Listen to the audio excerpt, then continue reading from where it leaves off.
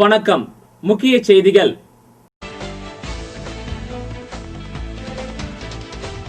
திருப்பதியில் புதுச்சேரி முதலமைச்சர் நாராயணசாமி சுவாமி தரிசனம் செய்தார்.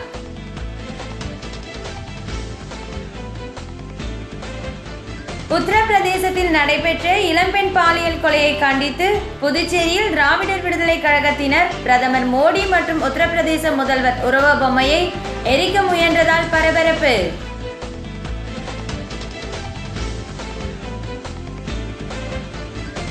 முன்னாள் கவுன்சிலர் கொலை வழக்கில் 7 இளைஞர்களை கைது செய்த போலீசார் அவர்களை நீதிமன்றத்தில் ஆஜர்படுத்தி புதுச்சேரி சிறையில் அடைத்தனர்.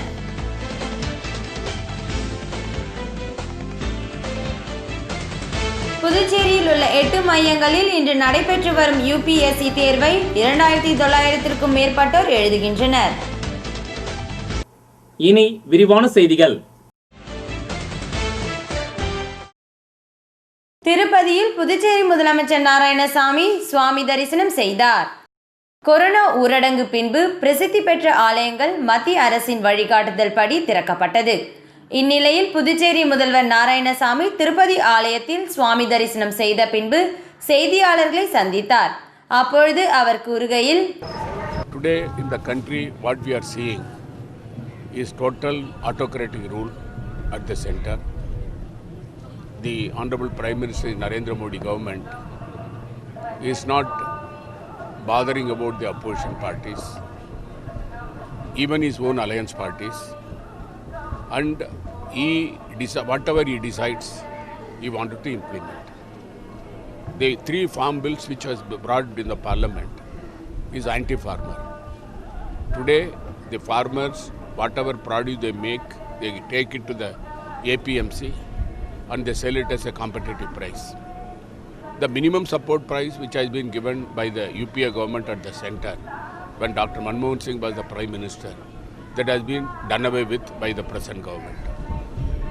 In the 3 bills, the first one is that the farmers can carry the produce to any part of the country, will lead to hoarding of the produce.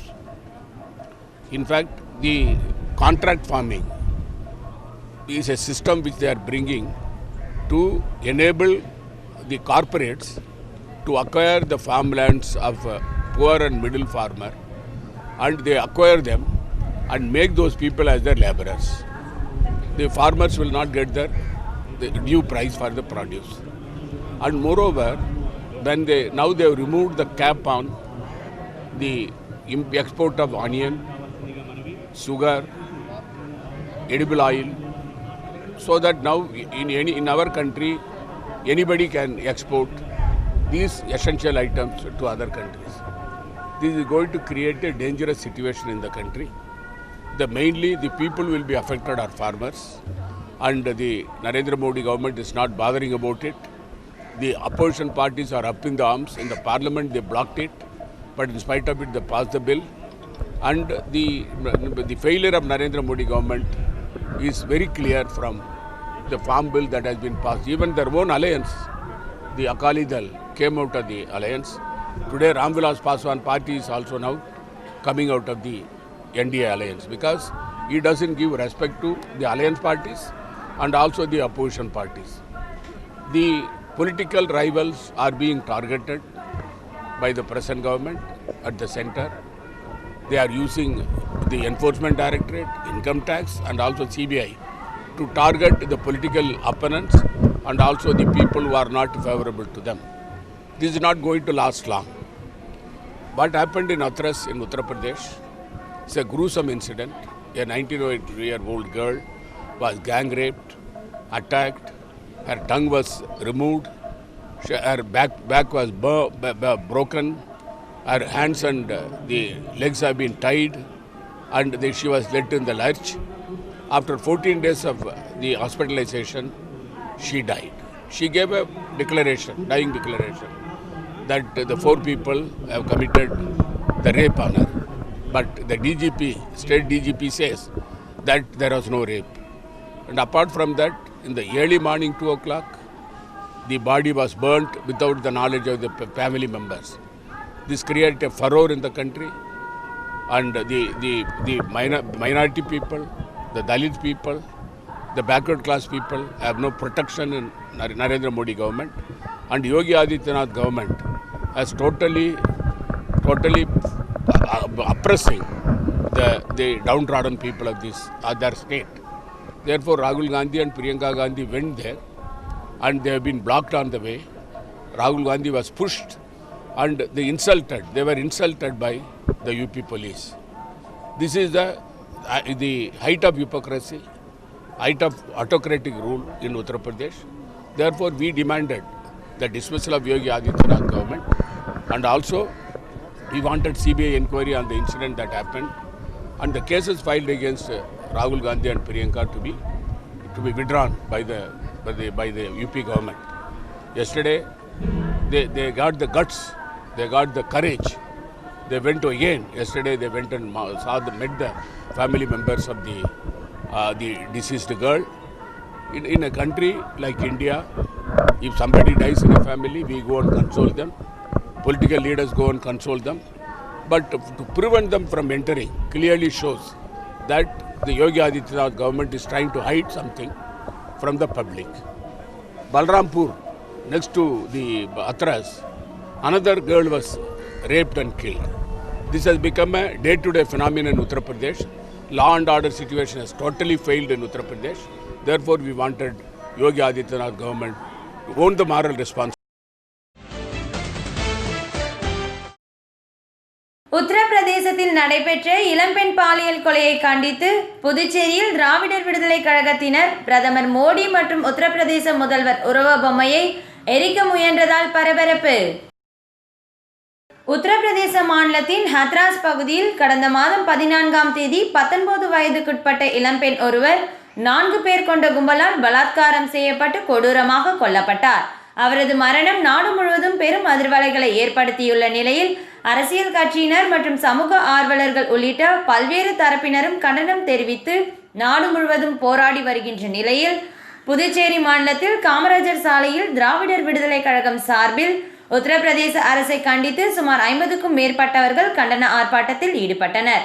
ஆர்ப்பாட்டத்தில் ஈடுபட்டவர்கள் திடீரென பிரதமர் மோடி மற்றும் ஊபி முதல்வரின் உருவ பொம்மையை எரிக்க முயன்ற பொழுது போலீசாருக்கும் போராட்டக்காரர்களுக்கும் தள்ளுமுள்ளு ஏற்பட்டதால் அப்பகுதியில் சிறிது நேரம் பரபரப்பு ஏற்பட்டது.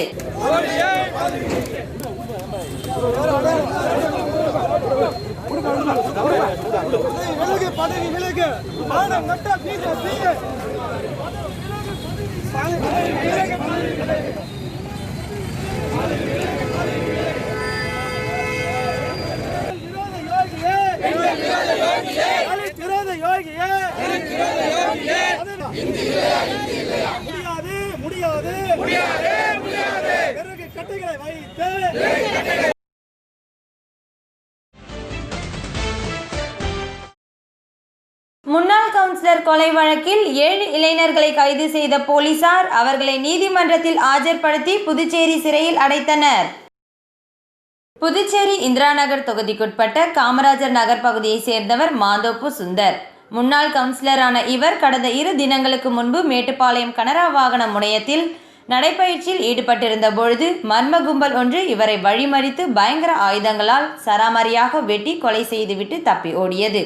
இந்த கொலை சம்பவம் குறித்து தன்வந்திரி நகர் போலீசார் வழக்கு பதிவு செய்து கொலை செய்த குற்றவாளிகளை தேடி வந்தனர். இந்நிலையில் சுந்தரை கொலை செய்தது அதே பகுதியை சேர்ந்தவர்கள் என்றும் அவர்கள் கோரிமேடு பகுதியில் பதுங்கி இருப்பதாக போலீசாருக்கு கிடைத்த தகவலை அடுத்து கோரிமேட்டில் பதுங்கி இருந்த சுந்தர், அண்ணாமலை, விக்கி, சரத்குமார், தீபன், ஐயனார், அன்பு செல்வம் ஆகிய 7 பேரை கைது செய்து அவர்களிடம் கொலைக்கான காரணத்தை குறித்து விசாரணை மேற்கொண்டனர். அப்பொழுது அவர்கள் தாங்கள் அனைவரும் மாந்தோப்பு சுந்தர் வசிக்கும் அதே பகுதியில் வசிப்பவர்கள் என்றும் மாந்தோப்பு சுந்தரின் எதிர்த்தரப்பினருக்கு தாங்கள் நெருக்கமாக இருந்ததால் அவ்வப்போது சுந்தர் தங்களை அழைத்து அடிப்பதை வழக்கமாக கொண்டுள்ளார் என்றும் எனவே இனிமேலும் மாந்தோப்பு சுந்தரை உயிருடன் விட்டால் தங்களுக்கு ஆபத்து என்று நினைத்ததால் மாந்தோப்பு சுந்தரை கொலை செய்ததாக ஒப்புக்கொண்டுள்ளனர். மேலும் கொலை செய்ய இவர்கள் பயன்படுத்திய பயங்கர ஆயுதங்கள், கத்தி மற்றும் இருசக்கர வாகனங்களை பறிமுதல் செய்த போலீசார் 7 பேரையும் நீதிபதி முன் ஆஜர்படுத்தி புதுச்சேரி சிறையில் அடைத்தனர்.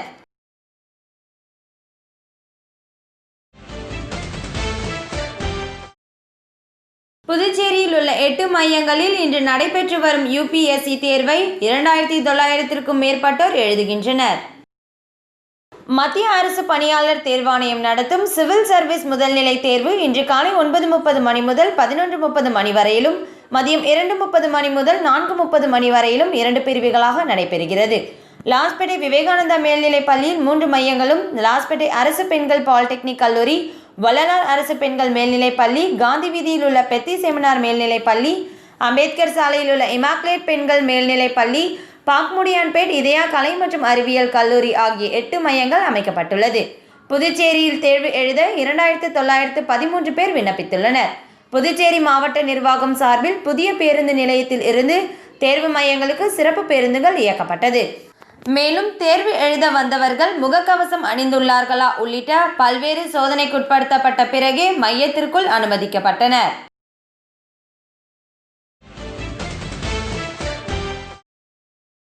புதுவை ஸ்ரீ அரபிந்தோ சொசைட்டி மற்றும் கிராட்டிடியூட் ஃபார்ம் சார்பில் பூத்துறை கிராமத்தில் ஆரோக்கிய ரிஷி திட்டம் தொடங்கப்பட்டுள்ளது.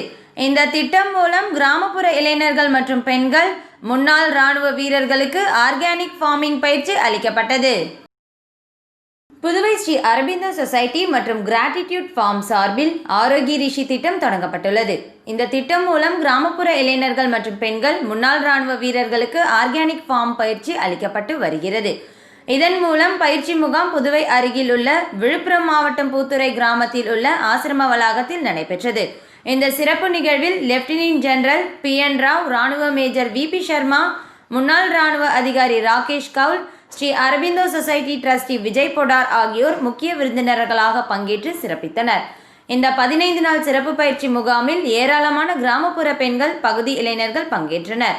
இதனை அடுத்து முக்கிய விருந்தினர்கள் பூத்துறை ஆசிரம வளாகத்தில் உள்ள சோலார் பேனல், அங்கு இயற்கை முறையில் தயாரிக்கப்பட்ட உணவு பண்டங்கள், ஆர்கானிக் ஃபார்மிங் செயல்பாடுகள் போன்றவற்றை பார்வையிட்டனர். இந்த பயிற்சியில் பங்கேற்ற அனைவரும் உரிய சமூக இடைவெளி விட்டும் முகக்கவசங்கள் அணிந்தபடி இருந்தது குறிப்பிடத்தக்கது. இதனை அடுத்து அந்த வளாகத்தில் மரம் நடும் விழாவும் அரங்கேறியது. தொடர்ந்து முக்கிய விருந்தினர்கள் அங்குள்ள கட்டிட அமைப்புகளையும் பார்வையிட்டு வெகுவாக பாராட்டு தெரிவித்தனர். குறிப்பாக அடுத்து வரவிருக்கும் ஆண்டுகளில் இந்தியா 3வது மிகப்பெரிய பொருளாதார சந்தையாக மாற உள்ளது எனவும் குறிப்பிட்டனர். கிராமப்புற இந்தியா வளர வேண்டும் என்ற நோக்கில் புதுவை ஸ்ரீ அரபிந்தோ சொசைட்டி மற்றும் கிராட்டிடியூட் ஃபார்ம் சார்பாக கிராமப்புற பெண்கள், இளைஞர்கள், முன்னாள் இராணுவ வீரர்களுக்கு ஆர்கானிக் ஃபார்மிங் என்ற பயிற்சி மேற்கொண்டுள்ளனர். நமது நாட்டில் கொரோனா சமயத்தில் ஆர்கானிக் பொருட்களுக்கு நல்ல வரவேற்பு கிடைத்துள்ளது. குறிப்பாக சிறு விவசாயிகளுக்கும் நடுத்தர விவசாயிகளுக்கும் ஆர்கானிக் ஃபார்மிங் குறித்த விழிப்புணர்வு குறைவாக இருக்கிறது. அவற்றை போக்கும் விதமாக இந்த பயிற்சி முகாம்கள் நடத்தப்படுகிறது. அடுத்த 5 ஆண்டுகளில் 5000 முன்னாள் இராணுவ வீரர்கள் மற்றும் அவர்களது குடும்ப உறுப்பினர்களுக்கு ஆர்கானிக் ஃபார்மிங் குறித்த உரிய பயிற்சி அளிக்க வேண்டும் என்பதுதான் முக்கிய நோக்கம் என்று தெரிவிக்கப்பட்டுள்ளது. Which we have jointly designed with Sri Aurobindo Society and funded by TCS Foundation for this event. And for us, it's a major milestone in the journey that we had undertaken 3 years back.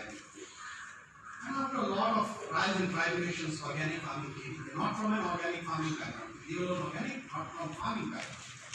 We stumbled, learned, and now today as I stand 3 years after effort, and I'll cover that in a minute. There are 2 aspects that Gratitude Farms focuses on. One is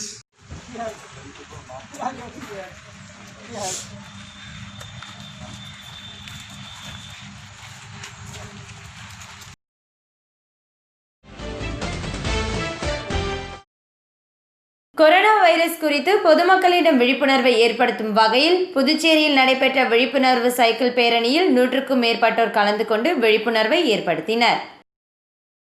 Puducherry மாநிலத்தில் அதிகரித்து வரும் corona பரவலை கட்டுப்படுத்த மாநில அரசு பல்வேறு முன்னெச்சரிக்கை நடவடிக்கைகளை எடுத்து வருகிறது. இதனிடையே கொரோனா குறித்த பொதுமக்களிடையே விழிப்புணர்வை ஏற்படுத்தும் வகையில் ரோட்டரி சங்கம் சார்பில் விழிப்புணர்வு சைக்கிள் பேரணி நடத்தப்பட்டது. பாரதி பூங்காவில் இருந்து தொடங்கிய விழிப்புணர்வு சைக்கிள் பேரணியை முதல்வரின் பாராளுமன்ற செயலரும் சட்டமன்ற உறுப்பினருமான லட்சுமி நாராயணன் கொடியசைத்து துவக்கி வைத்தார். இதில் 100க்கும் மேற்பட்ட சைக்கிளில் சென்று பொதுமக்களிடையே விழிப்புணர்வை ஏற்படுத்தினார். மேலும் நகரின் பல்வேறு முக்கிய வீதிகளின் வழியாக சென்ற சைக்கிள் பேரணி இறுதியில் காந்தி சிலை அருகே நிறைவடைந்தது.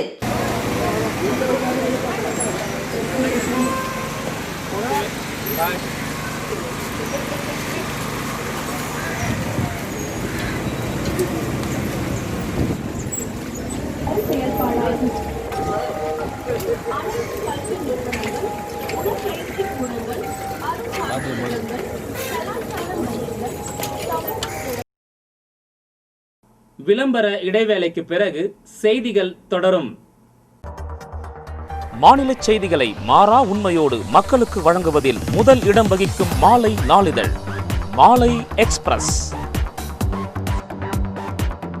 மாலை செய்திகளை முந்தித் தரும் முதல் தமிழ் நாளிதழ் நமது மாலை எக்ஸ்பிரஸ். உண்மை, தெளிவு, நடுநிலைமை என்பதை தாரக மந்திரமாக கொண்டு வெளிவரும் ஒரே மாலை நாளிதழ் மாலை எக்ஸ்பிரஸ். அரசியல், சமூகம், சினிமா, விளையாட்டு, வானிலை என பலதரப்பட்ட செய்திகளை உடனுக்குடன் வழங்குவது உங்கள் மாலை எக்ஸ்பிரஸ். விளம்பரம் மற்றும் செய்தி தொடர்புக்கு 0413222698 9842233507 9171369557. Email maalaixpressspdy@gmail.com.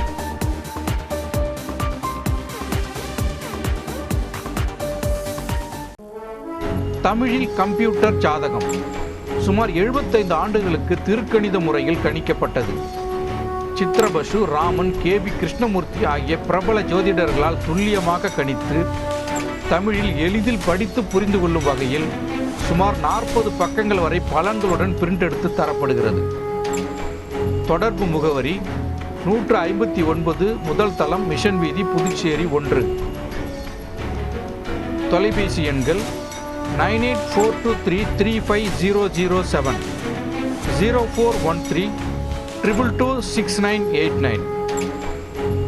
ஜாதகம் எடுக்க தேவையான தகவல்கள்: ஜாதகதாரரின் பெயர், பிறந்த தேதி, பிறந்த நேரம், பிறந்த ஊர் மற்றும் தாய் தந்தையரின் பெயர்கள். செய்திகள் தொடர்கின்றன. புதுவை நேரு வீதி வியாபாரிகள் சங்க பொதுக்குழு கூட்டம் நடைபெற்றது. புதுச்சேரி நேரு வீதி வியாபாரிகள் சங்க பொதுக்குழு கூட்டம் வேல் சொக்கநாதன் திருமண நிலையம் அருகிலுள்ள ரியா ஹாலில் நடைபெற்றது. இந்த பொதுக்குழு கூட்டத்திற்கு சங்கத்தின் தலைவர் நமச்சிவாயம் தலைமை தாங்கினார். துணைத் தலைவர் இசை கலைவாணன், பொருளாளர் பழனி அடைக்கலம் முன்னிலை வகித்தனர். சங்கத்தின் செயலாளர் ராஜேந்திரன் வரவேற்புரை ஆற்றினார். இந்த கூட்டத்தில் துணைத் தலைவர்கள் நடராஜன், கணேசன், கௌரவ துணைத் தலைவர் குகன், இணை செயலாளர் ராதாகிருஷ்ணன், வெங்கடேஷ், செல்வகணபதி, முகேஷ் கௌதம், நகர் செல்வகுமார், இளங்கோ மற்றும் நேரு வீதி வணிகர்கள், சங்க உறுப்பினர்கள் அனைவரும் கலந்து கொண்டனர். இந்த பொதுக்குழு கூட்டத்தில் கடந்த ஆண்டிற்கான வரவு செலவு தொகையினை தாக்கல் செய்து ஒப்புதல் பெறப்பட்டது. மேலும் இந்த சங்கத்தின் உள்ள வாழ்நாள் உறுப்பினர்கள் மற்றும் வருடாந்திர உறுப்பினர்களுக்கு சான்றிதழ்கள் வழங்கி நினைவு பரிசுகளும் வழங்கப்பட்டது. இதனைத் தொடர்ந்து சங்கத்தின் தலைவர் நமச்சிவாயம், செயலாளர் ராஜேந்திரன் நிருபர்களிடம் கூறுகையில், புதுச்சேரியில் நேரு வீதி தான் வியாபாரம் செய்வதற்கு சிறந்த இடமாக பல ஆண்டுகளாக திகழ்ந்தது. இங்கு நடைபெறும் வியாபாரத்தை வைத்துதான் அரசுக்கும் அதிக அளவில் வருமானம் கிடைத்து வந்தது. கடந்த ஆண்டு நாடு முழுவதும் GST அமல்படுத்தப்பட்ட நிலையிலும் நாட்டின் எல்லா பகுதியிலும் வியாபாரம் குறைந்து வருகிறது. இதனையொட்டி புதுவையிலும் வர்த்தக நிறுவனங்களில் வியாபாரம் பெருமளவில் குறைந்து வந்துள்ளது. இந்த வியாபாரத்தை பழைய நிலைமைக்கு கொண்டு வருவதற்காக நேரு வீதியில் உள்ள வணிகர்கள் அனைவரும் ஒன்று சேர்ந்து இந்த சங்கத்தை கடந்த ஆண்டு முதல் தொடங்கி சிறப்பாக செயல்படுத்தி வருகிறோம். இதற்கு நேரு வீதியில் உள்ள அனைத்து வணிகர்களும் ஒத்துழைப்பு தந்து வருகின்றனர். அதற்காக எங்களது நன்றியை தெரிவித்துக் கொள்கிறோம் என குறிப்பிட்டார். மேலும் எங்கள் சங்கத்தின் மூலம் கடந்த பொங்கல் திருநாளை ஒட்டி புதுச்சேரியில் வணிக திருவிழாவினை நடத்தியுள்ளதாகவும் குறிப்பிட்டார். இந்த வணிக திருவிழாவில் புதுவை, கடலூர், விழுப்புரம் மாவட்ட மக்கள் அதிக அளவில் பங்கேற்று தங்களுக்கு ஒத்துழைப்பு வழங்கினார்கள் எனவும் தெரிவித்தார். இந்த வணிக திருவிழாவில் பங்கு பெற்று அனைத்து வாடிக்கையாளர்களுக்கும் நிச்சய பரிசுகள் வழங்கப்பட்டது எனவும் குறிப்பிட்டார். இதனால் கடந்த ஆண்டு நடைபெற்ற வணிக திருவிழா மக்களிடையே பெரும் வரவேற்பை பெற்றது. இதேபோல் இனி வரும் பண்டிகை காலங்களிலும் இதுபோன்ற நிகழ்ச்சிகளை நடத்த முடிவு எடுத்துள்ளதாகவும் தெரிவித்தார். இதற்கு வாடிக்கையாளர்களும் பொதுமக்களும் ஒத்துழைப்பு நல்குமாறு கேட்டுக்கொள்வதாக கூறினார்.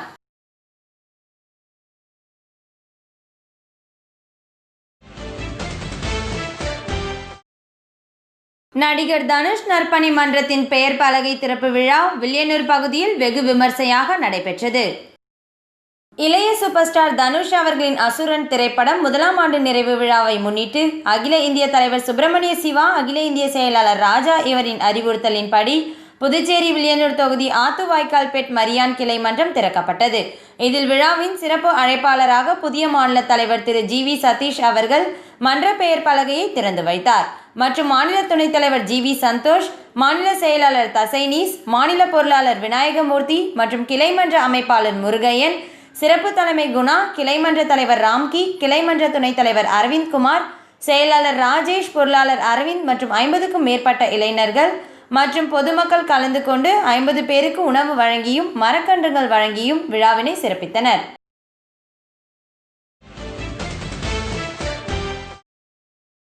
பெண்ணிய சிந்தனையாளர் அம்மையார் தேன்மொழி அவர்களின் நினைவை அனுசரிக்கும் வகையில் நடைபெற்ற நூல் வெளியீட்டு விழாவில் தமிழக வாழ்வுரிமை கட்சி தலைவர் வேல்முருகன் கலந்து கொண்டு நூலினை வெளியிட்டார். பெண்ணிய சிந்தனையாளர் அம்மையார் தேன்மொழி அவர்களின் நினைவேந்தல் அனுசரிக்கும் வகையில் கதிர்காமம் பகுதியில் உள்ள தமிழ் திருமண மண்டபத்தில் நூல் வெளியீட்டு விழா நடைபெற்றது. இதில் சிறப்பு விருந்தினராக தமிழக வாழ்வுரிமை கட்சி தலைவர் கலந்து கொண்டு நூலினை வெளியிட்டு சிறப்புரை ஆற்றினார். தமிழ் அறிஞர்கள், பல்வேறு கட்சியை சேர்ந்த தொண்டர்கள் உட்பட பலர் கலந்து கொண்டனர்.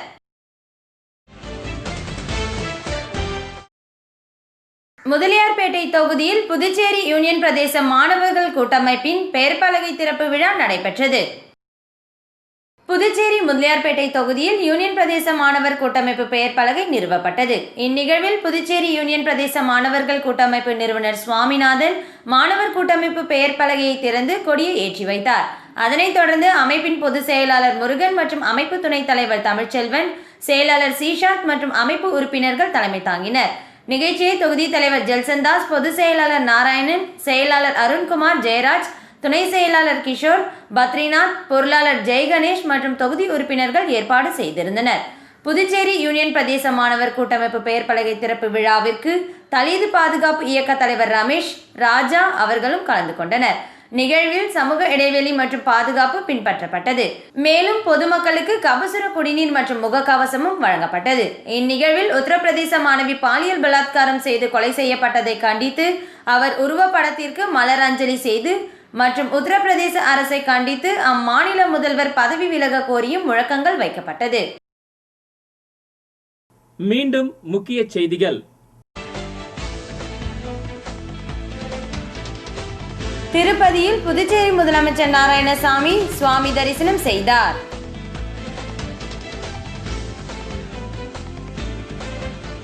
உத்தரப்பிரதேசத்தில் நடைபெற்ற இளம்பெண் பாலியல் கொலையை கண்டித்து புதுச்சேரியில் திராவிடர் விடுதலை கழகத்தினர் பிரதமர் மோடி மற்றும் உத்தரப்பிரதேச முதல்வர் உருவ பொம்மையை எரிக்க முயன்றதால் பரபரப்பு.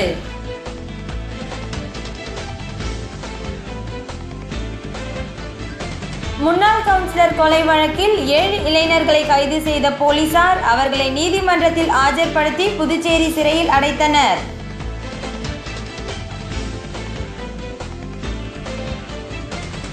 புதுச்சேரியில் உள்ள 8 மையங்களில் இன்று நடைபெற்று வரும் UPSC தேர்வை 2900க்கும் மேற்பட்டோர் எழுதுகின்றனர். இந்த செய்தி அறிக்கை இத்துடன் நிறைவு பெறுகிறது. வணக்கம்.